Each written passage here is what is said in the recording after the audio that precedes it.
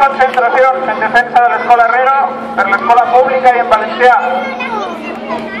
I n'hi haurà 76, segur, la setmana que ve. Gràcies a tots i a totes, els que heu vingut avui, els que han vingut durant les 75 concentracions i els que vindran durant les concentracions que farem en els dies que vindran. Avui us recordem que aquesta vesprada hi ha una xerrada en col·loqui on intentaran explicar els sistemes d'avaluació que imposa la LOMCE, i intentarà explicar les revàlides, les conseqüències que se vol en les revàlides, que se pretén i quines conseqüències poden tindre. També vos volem recordar que el dissabte hi ha una manifestació a València a les 6 de la vesprada a la plaça Sant Agustí i ens veiem el dimarts que ve.